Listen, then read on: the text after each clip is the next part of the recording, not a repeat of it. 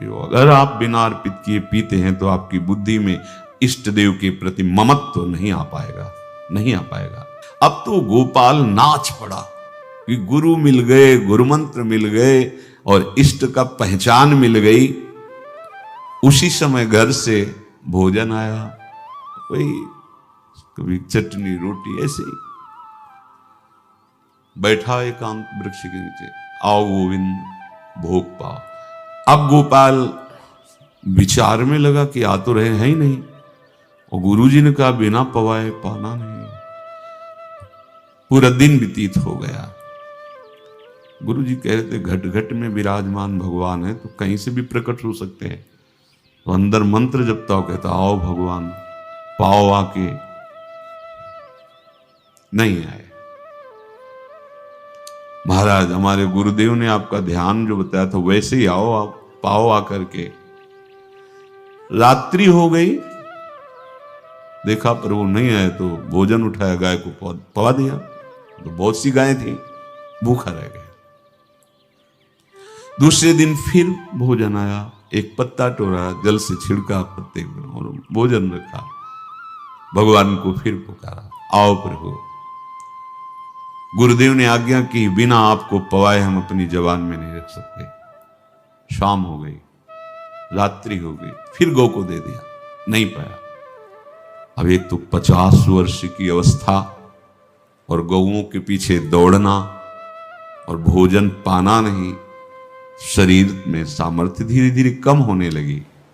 तीसरा दिन, चौथा दिन, पांचवा दिन, छठा दिन, सातवां दिन, दीनानाथ प्राण चाहे निकल जाए हम गुरु की आज्ञा नहीं तोड़ सकते।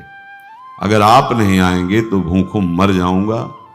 पर हम ये बात देखो, ये बात चरवाहा है, कोई साधना पूर्व की नहीं।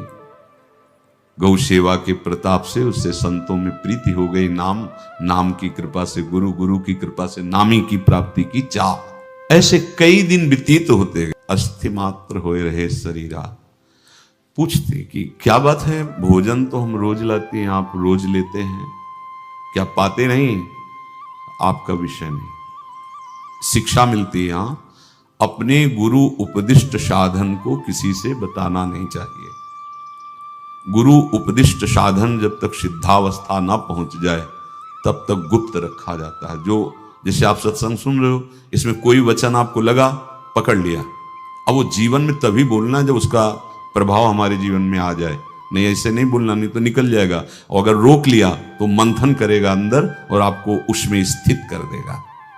एक भी शब्द नहीं बताया कि हमारी गुरु दीक्षा हो गई, गुरुजी ने कहा था पवा के पाना, और इतने दिन हो गए भगवान तो आ नहीं रहे, इसीलिए हम पा नहीं रहे, तो हमारी ये दशा है। देखो आज का समय ऐसा है कि प्रगट में सब इंद्रियों के पोषण की व्यवस्थाएं भगवान दी, चाहे गृहस्थ हो चाहे विरक्त हो, लेकिन क्या हमारे अंदर निष्ठा है ऐसी? सबरी जी जब उनके गुरुदेव पधारने लगे तो चरणों में रो के गिरी कि प्रभु इस पूरे विश्व में मुझ अधम को सिर्फ आप ही प्यार करने वाले हैं, आप ही ने दुलार करके मुझे रखा, नहीं सब जगह ठोकर मिलती, कोई भी संत महात्मा हमारी तरफ देखना नहीं चाहते, और प्रभु आप जा रहे हो, आप कैसे जीवन जानते हो क्या कहा? हम तो भजन के प्रभाव से भगवान के धाम जा रहे हैं बेटा। भगवान स्वयं चलकर तुम्हारे पास आए।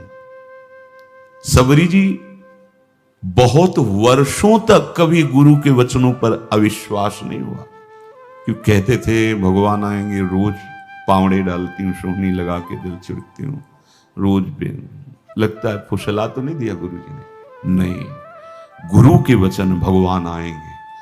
शायद ऐसा वर्णन की शास्त्र हजार वर्ष सोचो जरा, और भगवान आए और सबरी को निहाल किया। ऐसे हो गुरुदेव ने कहा है भगवान आएंगे, जब तक वो ना पाएंगे तब तक हमने कहा है कि और उनका उद्देश्य अलग था, कहने का कि आप भगवान को भोग लगा के पाइएगा और भजन कीजिएगा तो मंत्र के प्रभाव से तुम्हारे मानस पटल पर भगवान दिखने लगेंगे।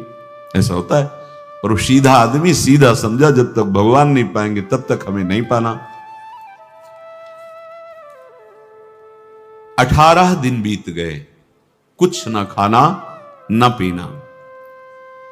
गोविंद भी देखते हैं, बाल भक्त ओम प्रकाश जी महाराज यही अपने चामुंडा के पास से उधर, बहुत नामनिष्ठ महात्मा, बाल भक्तों में बहुत ही मानो प्रहलाद जी ही हैं। जैसे प्रहलाद जी नामनिष्ठ, भगवान निष्ठ, घट घट में भगवान को देखने वाले, ऐसे श्री ओम प्रकाश जी बाल भक्त। बड़े बड़े महापुरुष गए, हरि बाबा, उड़िया बाबा, सब बस वो यही कहते कि ये श्री कृष्ण का आदेश है। फिर शायद 50 के भी ऊपर दिन गए थे, ऐसे 70 दिन तक उस महापुरुष ने कुछ नहीं खाया, सशरीर अंतर्ध्यान हुए। आज समाधि उनकी बनी। जब महत्व भगवान का जग जाता है तो शरीर का महत्व नहीं। अच्छा, प्राणनाथ जब प्राणों का पोषण कर रहे हैं तो अन्न में भी तो प्राणनाथ की ही दी हुई शक्ति है, तो बिना अन्न के भी उनका पोषण हो रहा है। पर ये भागवती का आदेश से, मनमानी करने से नहीं। मनमानी करने में फिर मार्ग रुक जाएगा। भगवान आदेश करते हैं अपनी वाणी से, युक्ताहार विहार से, उचित आहार विहार, वो तो भगवद आदेश होता है। 18 दिन बीत गए, 19वें दिन जब भोजन आया, पेट के आते सब सिकुड़ गई थी। वैसे ही 50 वर्ष के थे, आंखें धस गई थी, उठने की ताकत नहीं। पत्नी ने फिर कहा कि आप कुछ तो बताइए कि क्या आपको कोई रोग हो रहा है, आप भोजन नहीं पा रहे, मैं रुक जाऊं यही आपकी सेवा के लिए, या आप घर चलिए। कोई उत्तर नहीं, आप जाइए, हम ठीक हैं। ऐसा फिर धीरे से पत्ता लाए, छिड़का, भगवान आओ, पाओ आकर के। शाम हो गई, फिर गाय को दे दिया। विचार कर लिया कि अब मरना ही है, मुझ जैसे अधम के पास भगवान तो आएंगे नहीं, वो तो भगवान है। पर मैं अपने गुरु के वचन नहीं तोड़ सकता, मर चाहे जाऊं। 27 दिन व्यतीत हो गए, एक कवल भी अन्न नहीं पाया। न चलने की शक्ति थी, न पत्ता लाने की शक्ति थी, न जल छिड़कने की शक्ति थी। जिस पात्र में भोजन लाई थी, लेटे ही लेटे खोला और कहा, प्रभु मुझे पता है आप इस शरीर से नहीं मिलोगे, पर आप जान लो मैं अपने गुरु की आज्ञा का उल्लंघन नहीं करूंगा। ये मतलब जितने महान हुए हैं सब निष्ठाओं में निष्ठावान हुए हैं, अपने लोग फिसड्डी हैं। जरा सा कोई दुख, जरा सा कोई सुख, फिसल जाते हैं। प्राण अनंत जन्मों की बिगड़ी 27 दिन क्या होते हैं, क्या होते 27 दिन? अनंत जन्मों का जमा कूड़ा करकट भगवान साफ कर रहे हैं। ये जो तन्मयता, गुरु निष्ठा, जो प्राण भूख से व्याकुल, सब भस्म हो रहे हैं पाप अनंत जन्मों के। अनंत जन्मों, जैसे हम सोचे कि भगवान इतने निर्दयी कैसे हैं? नहीं निर्दयी, आत्मा को कुछ फर्क नहीं पड़ता। और शरीर ने जो किए हैं जन्म जन्मांतरों के, वो निष्ठा के कारण दुख नहीं पहुंचेगा। निष्ठावान को दुख नहीं पहुंचता, वो आपको दिखाई देगा दूर से, उसको दुख नहीं पहुंचता, क्योंकि निष्ठा का कवच है, वो कभी कोई भेद नहीं सकता। किसी भी माया के यंत्र में ताकत नहीं कि निष्ठा को भेद सके, उसी को निष्ठा कहते हैं, नहीं भेद पाए। 27वां दिन है, पति की दशा देख करके कहा, स्वामी अब तो आप कहोगे भी तो मैं नहीं जाऊंगी, हम आपकी दशा, इशारे से कहा आज भर चली जा, क्योंकि उसको लग रहा था आज प्राण निकल जाएंगे। आज भर चली जा, फिर कल से जैसी तेरी आज चली जा। इशारे से, बोलने की भी सामर्थ्य नहीं थी।